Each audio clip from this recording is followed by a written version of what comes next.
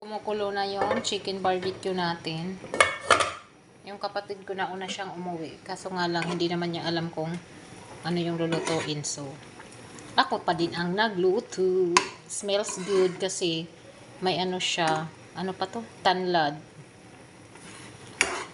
Papaubusin ko lang itong sabaw. Hanggat kumunti na lang siya. Tinimplahan ko lang to. And, ayan. Lahat na hinalo-halo ko na.